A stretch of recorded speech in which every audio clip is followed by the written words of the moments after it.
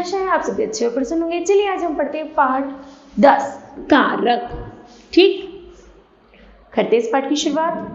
जंगल में बहुत पुराना पीपल का पेड़ था। उस पेड़ पर अनेक पक्षी रहते थे।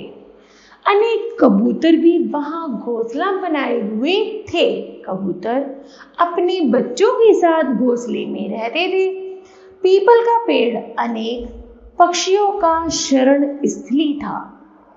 उपर्युक्त गद्यांश में का, पर, के वे शब्द हैं जो पूरे गद्यांश के शब्दों को जोड़ रहे हैं। यदि गद्यांश को इन शब्दों के बिना लिखा जाए तो अटपटा लगेगा। इस गद्यांश का अर्थ समझ में नहीं आएगा। ठीक है, चलिए जानते हैं इसे परिभाषा के माध्यम से।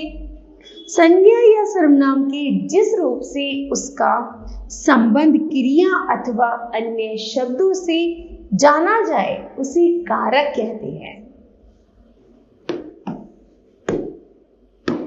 कारक के विभक्ति चिन्ह जैसे कर्ता, कर्ता का विभक्ति चिन्ह है ने, और प्रयोग करेंगे मयंक ने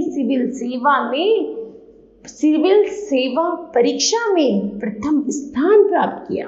दूसरा है कर्म, कर्म का है को, जैसे माँ ने बच्चे को आम दिया। आगे है करण, करण का है से या के द्वारा, का है सोनू मोटरसाइकिल से ऑफिस जाता है। आगे है संप्रदान, संप्रदान है के लिए या को, वह खाने के लिए घर गया। आगे है अपादान, अपादान का है से या अलग होना।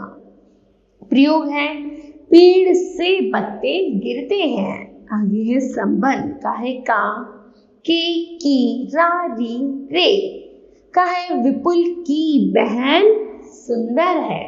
आगे है अधिकरण, का है में या पर, का है आंगन में बच्चे खेल रहे हैं।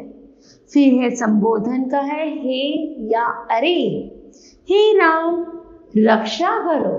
ठीक है, इस तरह यह कारक की विभक्ति चिन्ह है। आगे है कारक के भेद।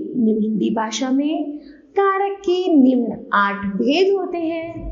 नंबर 1 है, जैसे यहाँ पर आपको तालिका दी गई है, कर्ता कारक, कर्म कारक, करण कारक, संप्रदान कारक, अपादान कारक, संबंध कारक, अधिकरण कारक और अंत में है संबोधन कारक। ठीक है, चलिए सबसे पहले पढ़ते हैं कर्ता कारक। वाक्य में शब्द के जिस रूप से कार्य करने का बोध हो उसे कर्ता कारक कहते हैं। जैसे मोहन पत्र पढ़ रहा है, नानी कहानी सुना रही है।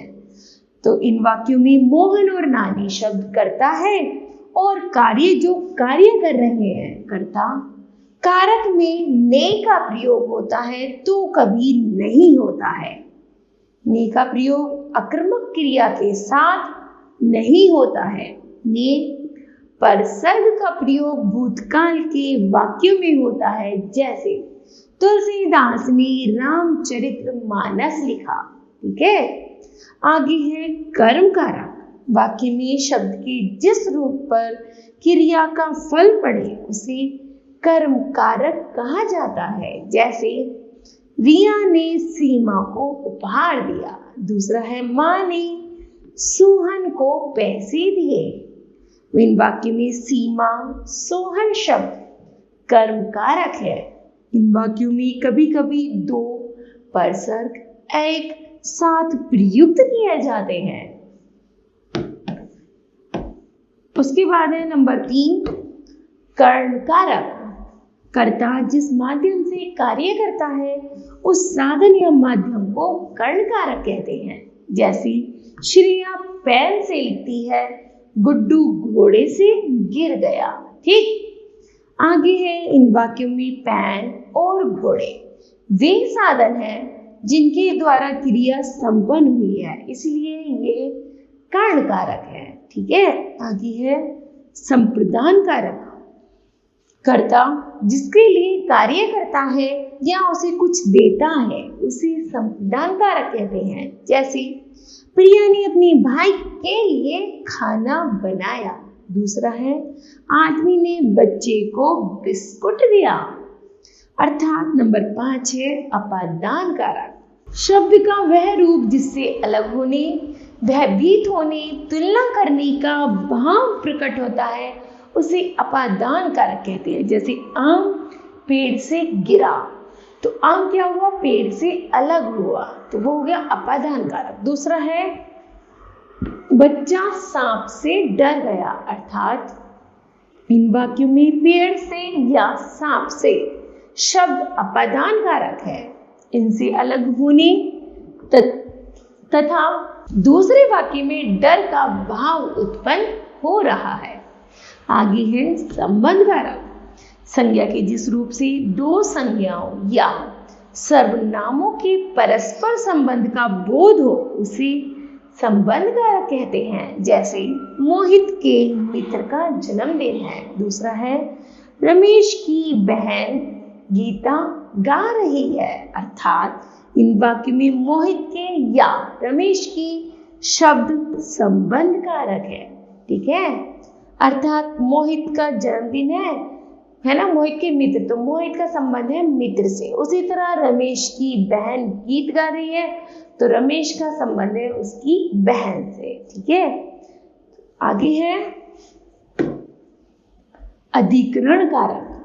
संज्ञा या सर्वनाम की जिस रूप से क्रिया के आधार का पता लगे उसे अधिकरण कारक कहते हैं। जैसे तालाब में मछली तैर रही है।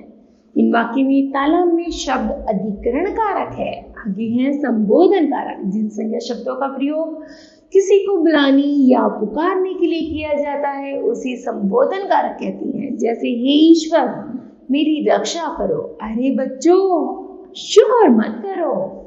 तो इन वाक्यों में हे और अरे संबोधन कारक है।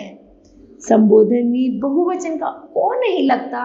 जैसे लड़कियों सो जाओ, ये है अशुद्ध वाक्य, अर्थात लड़कियों सो जाओ, तो ये हो गया उसका शुद्ध वाक्य। ठीक है, चलिए पढ़ते हैं इस पाठ का महत्वपूर्ण तथ्य। संज्ञा या सर्वनाम के जिस रूप से उसका संबंध क्रिया से जाना जाता है उसे कारक कहते हैं। कारक चिन्हों के अभाव में वाक्य अर्थहीन हो जाते हैं। कारक चिन्हों को परसर्ग या विभक्ति चिन्ह भी कहते हैं। कारक के 8 भेद होते हैं: कर्ता कारक, कर्म कारक, करण कारक, संप्रदान कारक, अपादान कारक, संबंध कारक, अधिकरण कारक या संबोधन कारक। आगे है सभी कारकों के विभक्ति चिन्ह होते हैं जिन्हें परसर्ग कहते हैं। ठीक है, तो मुझे आशा है बच्चों यह पाठ आपको समझ आया होगा। धन्यवाद।